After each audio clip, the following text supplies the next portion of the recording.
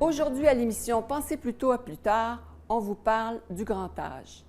On aborde la question du bien vieillir, de la surmédicalisation des aînés, des besoins des proches aidants et on débute par la définition du grand âge. Bonne émission!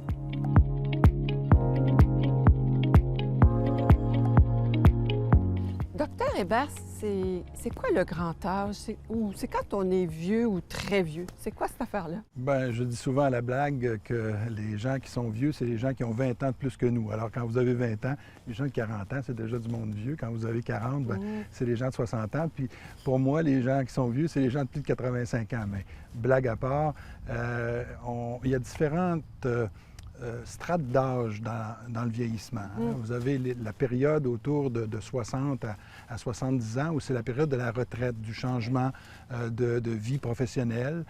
Vous avez ensuite une période qui est plus une adaptation aux petits changements qui surviennent avec le vieillissement, que ce soit au niveau psychologique ou physique. Et vous avez les gens de plus de 85 ans qu'on pourrait qualifier du grand âge, qui doivent, eux, s'adapter à des pertes d'abord dans leur entourage, perte du conjoint, perte même des enfants, des amis, et également une perte d'autonomie qui est souvent présente chez les gens de plus de 85 ans.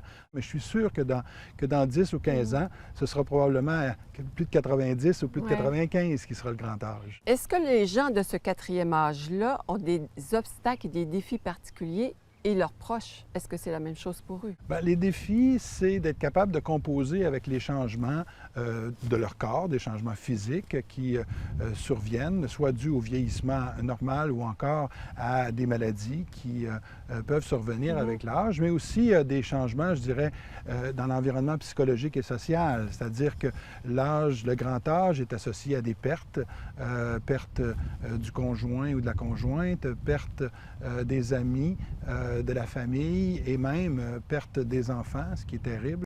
Est-ce qu'il y a des mesures que les décideurs pourraient prendre qui feraient en sorte que la qualité de vie de ces personnes vieillissantes-là soit modifiée, améliorée, j'imagine? Bien, il faut des environnements qui sont favorables à des personnes vieillissantes. Puis ce qui est bon pour les personnes vieillissantes est bon pour les familles, est bon pour les personnes qui vivent avec des handicaps. Alors, il faut que ces environnements puissent permettre la circulation avec une marchette, la circulation en fauteuil roulant, l'accès également, et qu'on puisse avoir un système social qui permet de repérer des personnes en difficulté. On le voit lors des canicules. Par exemple, il faut instaurer des mécanismes pour qu'on puisse repérer les gens plus vulnérables de façon à prévenir de la déshydratation ou des coups de chaleur. J'ai fait des recherches et j'ai pas vraiment trouvé de grandes recherches à propos du quatrième âge ou des personnes très vieillissantes. Il y a une raison à ça? Ou... C'est difficile d'étudier les personnes du grand âge. D'abord, lorsqu'on fait des enquêtes de population, aller rejoindre ces personnes-là, c'est plus complexe.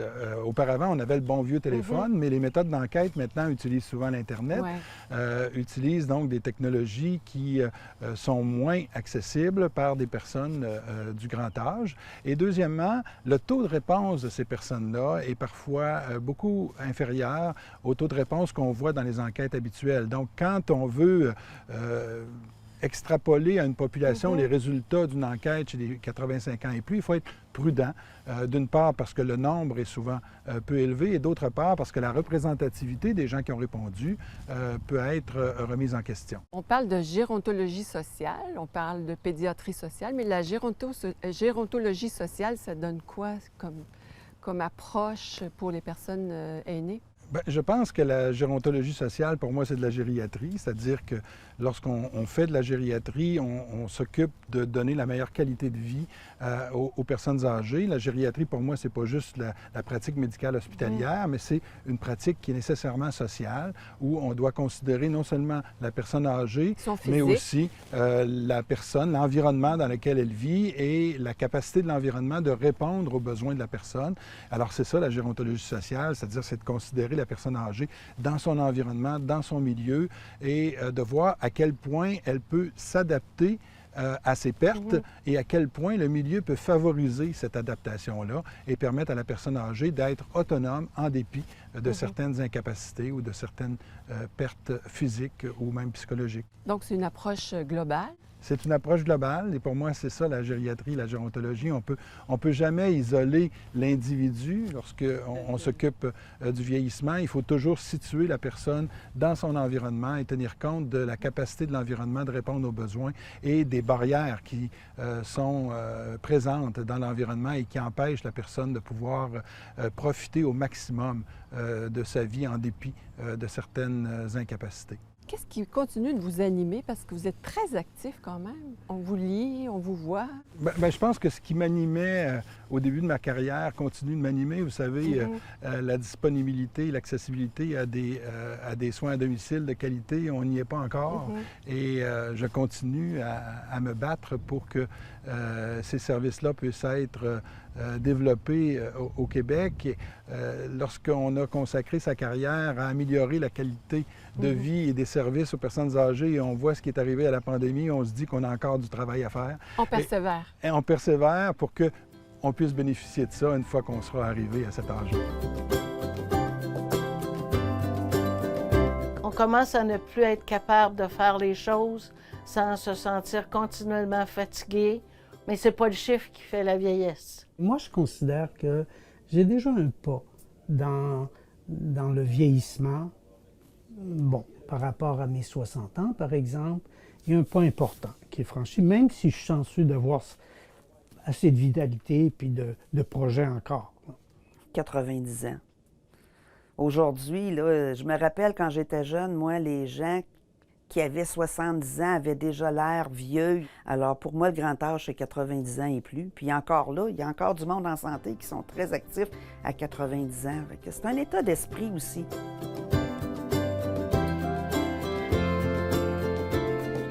Monsieur Leclerc, pendant vos recherches sur le vieillissement, vous vous êtes intéressé au bien vieillir.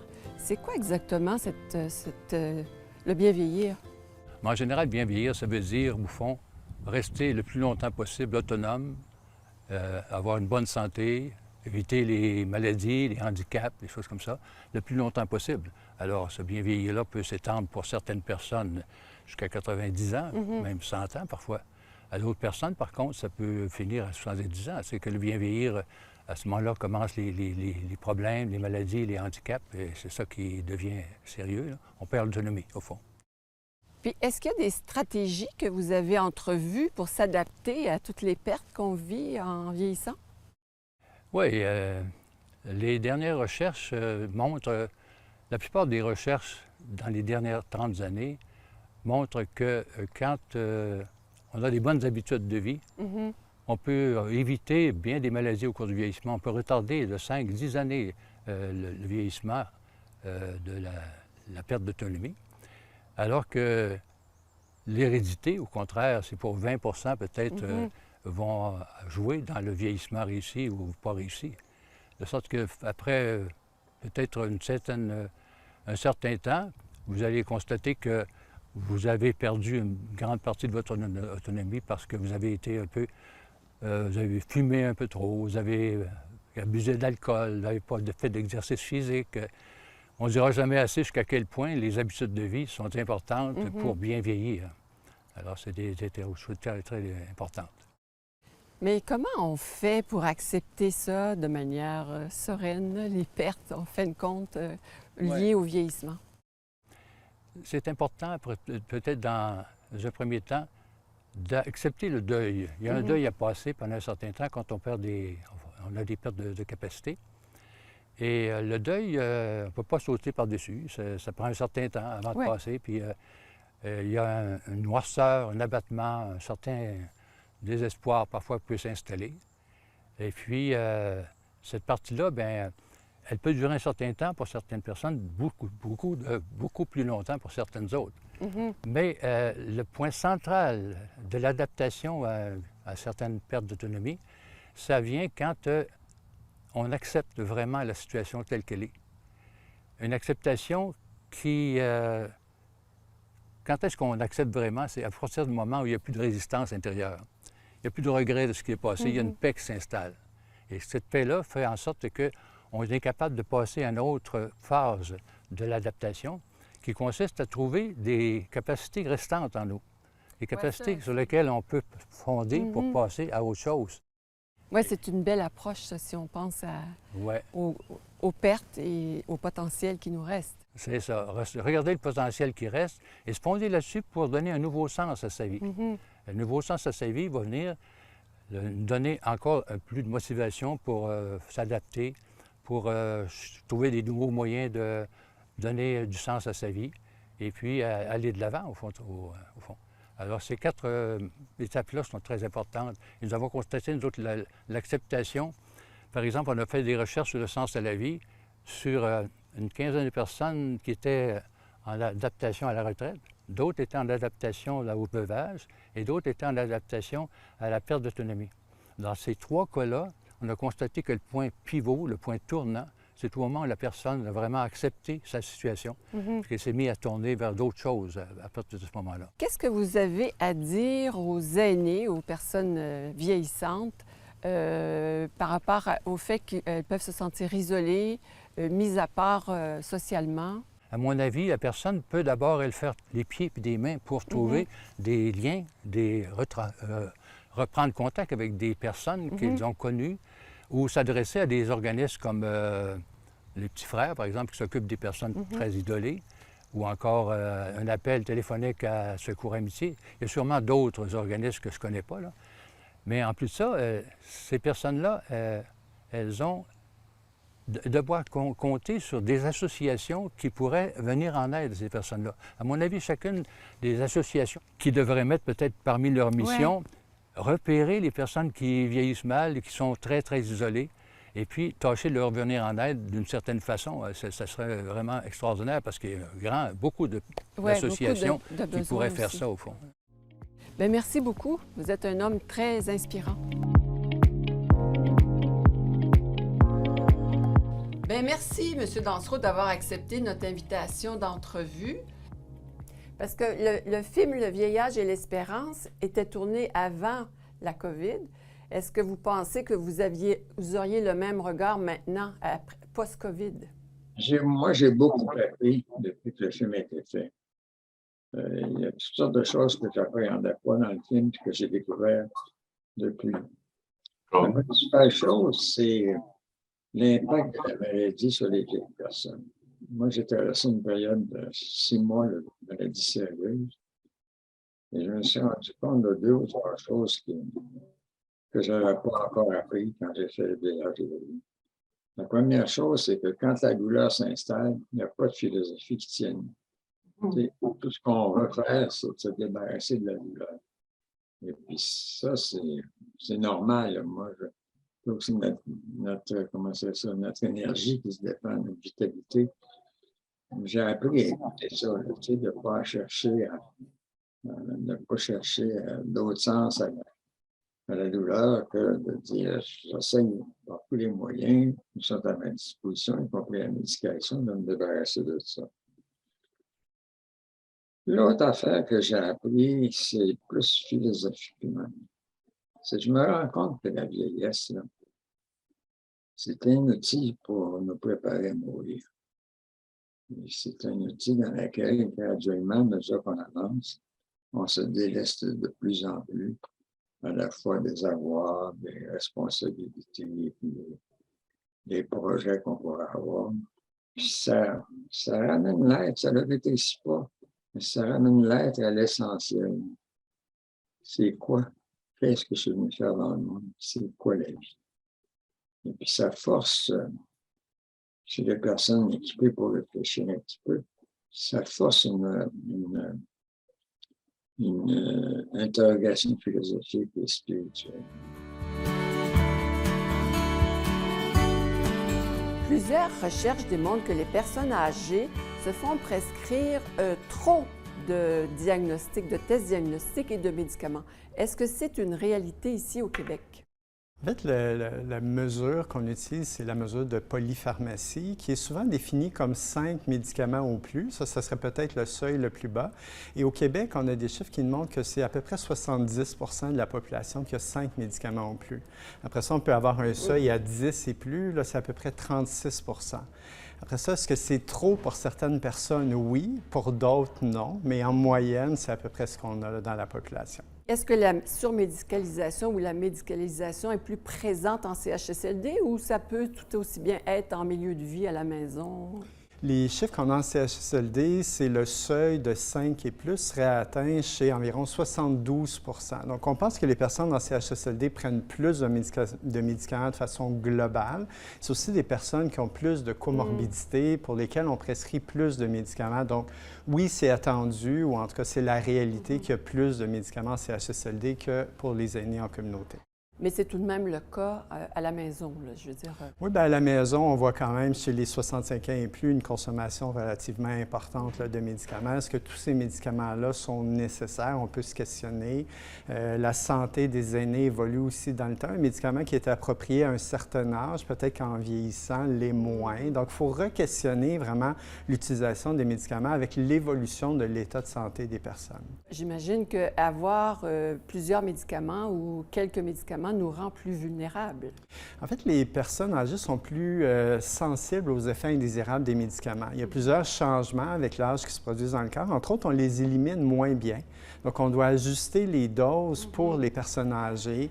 Et aussi, en anglais, on a ce terme-là, le start low, go slow, qui se traduit pas très bien en français. Donc, qui dit que chez une personne aînée, on devrait vraiment partir avec une petite dose et augmenter très progressivement.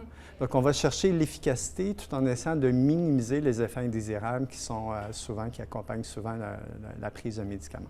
Vous m'avez dit que vous travaillez sur l'optimisation de la prescription chez les aînés et du suivi communautaire. C'est quoi au juste cette... En fait, nous, on s'intéresse beaucoup aux transitions de soins. Donc, ça a été démontré que la période, surtout quand les aînés quittent l'hôpital, qui est une période à risque, on se pose la question, est-ce que les médicaments qui étaient pris avant l'hospice doivent être continués post-hospice? Donc, l'information circule entre les différents milieux, entre le milieu hospitalier et le milieu communautaire, et que les ajustements se fassent quand les personnes retournent à domicile pour que la thérapie soit claire et bien ajustée. C'est un enjeu là, en ce moment dans les systèmes de santé un peu partout à travers le monde. Donc, nous, on s'intéresse beaucoup à quelle procédure on peut mettre, quelle approche systématique on peut mettre pour s'assurer que l'information circule bien. Donc, vous êtes à travailler à changer les soins chez les aînés. Est-ce qu'il y a des bénéfices auxquels vous vous attendez, là? On sait que 30 jours suivant le congé de l'hôpital, c'est une période à risque pour la réadmission. Et il y a même des études aux États-Unis qui regroupaient l'ensemble des études qui ont été publiées, une méta-analyse, qui montrait une diminution de 30 % de réadmission, ce qui est très, très majeur dans le système de santé. Donc, au Québec, on ne l'a pas mesuré. Ça serait notre prochaine étape, mais on pense qu'on serait capable d'obtenir des résultats semblables au Québec aussi. Donc, le suivi communautaire est très important dans la donne. Oui. En ce moment, au Québec, on a les GMF, les pharmacies communautaires, entre autres, qui sont très impliquées dans le suivi des médicaments, les équipes de soutien à domicile également. Et comment s'assurer que l'information circule entre tous ces gens-là qui s'occupent d'une même personne âgée. Donc, c'est un enjeu et on pense qu'on a des solutions intéressantes. Si je veux de l'information ou mes proches veulent de l'information sur les médicaments, est-ce que je m'adresse plutôt aux pharmaciens? C'est ma première... Moi, je suis pharmacien, évidemment. J'ai un parti pris, là. Donc, oui, je crois que le pharmacien est très, très bien positionné. Évidemment, le médecin de famille également, les infirmières aussi. Je pense que l'idée, c'est d'aller chercher le lien aussi. Des fois, vous avez un meilleur lien avec un de vos professionnels. On a de plus en plus le concept qu'on dit de pharmacien de famille. Donc, un pharmacien que vous allez voir. Donc, vous savez à votre pharmacie l'horaire de votre pharmacien que vous appréciez particulièrement. Et vous faites un effort d'aller à la pharmacie quand vous savez que votre pharmacien est là. Ça assure une continuité relationnelle qui est démontrée bénéfique aussi pour le suivi des médicaments. C'est très concret comme approche, là. Donc, j'adopte un pharmacien et j'essaie de le suivre et qu'il me suive. Oui, après ça, on peut évidemment changer, mais je pense qu'il y a un avantage, justement. Lui, il va vous connaître, vous allez le connaître aussi. Donc, je pense que ça vaut la peine. Oui, je pense que le pharmacien est bien placé. Vous allez voir aussi sur le web, là, les sites des différentes bannières ont des fiches médicaments. Donc, je pense que ça peut être intéressant. Sinon, bien, moi, je recommande surtout les sites gouvernementaux, là. Oui. C'est sûr avoir que... la meilleure information. Oui, parce qu'on peut trouver évidemment toutes sortes de choses sur Internet, comme pour les médicaments, comme pour autre chose. Je vous laisse conclure. Je crois que c'est vraiment une période très, très intéressante pour les suivis, pour les aînés. Je pense qu'on re-questionne beaucoup justement l'usage approprié des médicaments, qu'est-ce qui est un usage optimal, et vraiment réussir à atteindre ce bénéfice-là maximal tout en minimisant les effets indésirables des médicaments. Donc c'est, à mon avis, une réévaluation constante qui doit être faite.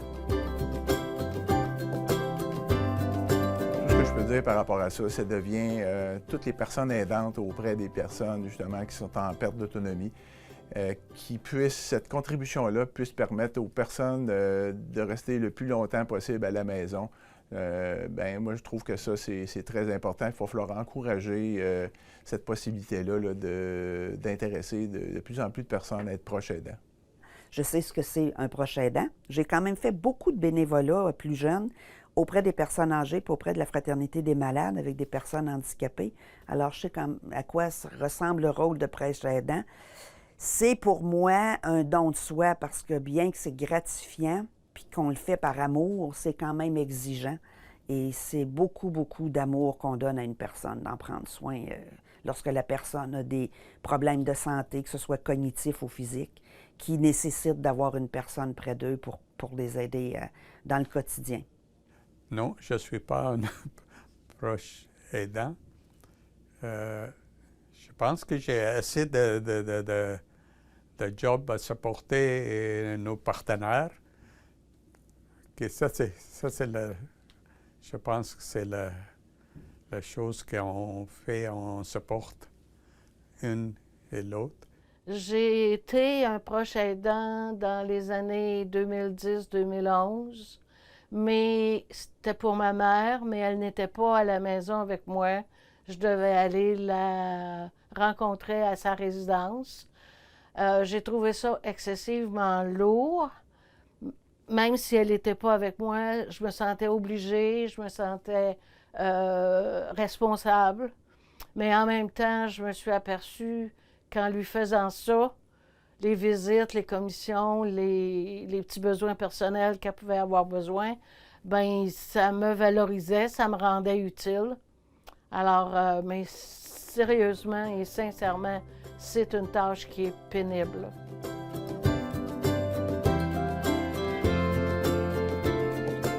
Je me suis déjà demandé, est-ce que j'étais une proche aidante? Comment on définit la proche aidance?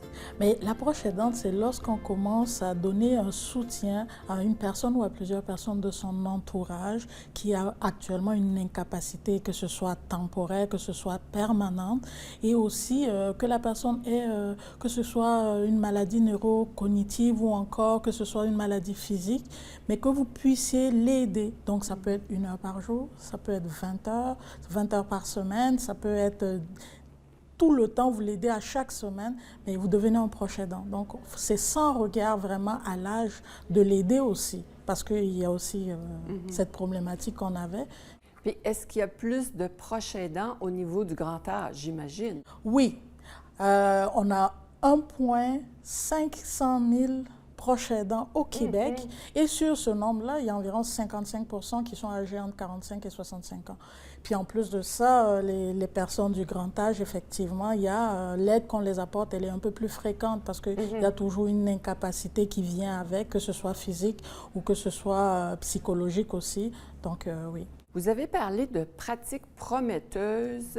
Est-ce que ça s'applique ça va avoir un effet chez les aidants? Exactement, les pratiques prometteuses sont adressées vraiment aux organismes. Nous, l'objectif, c'est on les forme, on s'assure qu'ils ont les meilleures pratiques pour accompagner le proche aidant qui est déjà dans une situation de détresse. Donc, on s'assure que les intervenants qui s'approchent d'eux sont vraiment bien formés et qu'ils peuvent l'accompagner tout le long du parcours du proche aidant. OK, parce que c'est pas nécessairement évident là, de se retrouver dans l'information. Donc, ces pratiques-là vont vraiment aider le proche aidant à se retrouver parce qu'il va être formé. Exactement, c'est vraiment les intervenants qu'on forme. Parce que nous, oui, il y a des formations qu'on adresse vraiment aux proches aidants aussi uniquement, mais on forme d'abord les intervenants. Suite à cela, on offre aussi des formations en ligne et il y a les organismes que nous finançons aussi qui offrent des formations. Okay. Mais les formations que nous, on offre, il y a comme le devenir proche aidant, ça s'apprend. C'est vraiment tous ceux qui sont atteints de la maladie d'Alzheimer ou des maladies apparentées. Et aussi, il y a les formations messages qui est sur la gestion du stress, parce que être proche aidant, c'est pratiquement la gestion du stress. Donc, c'est comment mieux gérer son stress pour mieux accompagner son aidé. Si je suis proche aidante, est-ce que ma situation change si mon aidé est en CHSLD, en RPA ou à la maison? Est-ce qu'il y a des nuances à faire? Mais il faut savoir que la charge mentale, que l'aidé soit placé ou non, elle est là, la charge mentale. Donc, tu es proche aidant pareil. Cependant, vivre avec quelqu'un à la maison, l'aider à la maison, ça demande beaucoup de gestion au niveau du répit. Si tu veux prendre du temps pour toi, c'est sûr qu'il faut trouver quelqu'un pour venir à la maison et rester. Donc, on ne peut pas dire qu'il y a un qui est plus que l'autre, mais c'est au niveau du répit que, effectivement, il y a une gestion supplémentaire à faire. Mais sinon, la charge mentale, elle demeure. Tu t'inquiètes pour ton proche, qu'il soit à la maison ou qu'il soit en CHSLD ou en RPA, mais tu t'en inquiètes pareil. Si on avait des suggestions à faire à un proche aidant qui nous écoute, qu'est-ce qu'on aurait à lui dire? Moi, je lui dirais, premièrement, si vous avez envie de parler, sachez qu'il y a une ligne pour vous qui s'appelle Info Aidant. Vous pouvez les appeler, juste parler. Ou si vous avez besoin d'une information, vous ne savez même pas c'est quoi l'organisme à côté de vous qui peut vous aider, appelez cette ligne-là. Eux, ils vont faire tout le travail pour vous. Puis, quand vous rencontrez aussi vos professionnels de la santé, que ce soit votre médecin ou que ce soit votre pharmacien, dites-leur, je suis proche aidant, est-ce que je peux avoir de l'aide? Eux, ils peuvent vous référer aussi à la ligne référence Aidance Québec. Le professionnel peut vous référer directement à cette ligne-là. Puis on peut prendre soin de vous. Donc, vous n'aurez pas de démarche supplémentaire à faire ou autre. On va vous prendre en charge et puis on va vous assurer que vous allez avoir toutes les informations au niveau de la maladie de la personne et toutes les ressources nécessaires. Donc, on dit au proche aidant de faire des demandes, finalement. Oui. C'est sûr, on lui demande de faire des demandes parce qu'il y a plusieurs encore qui ne se reconnaissent pas comme proche aidant. Donc, quand quelqu'un arrive à se dire « je suis proche aidant », mais en parler autour de vous aussi, vous allez voir qu'il y a des ressources qui sont disponibles pour eux.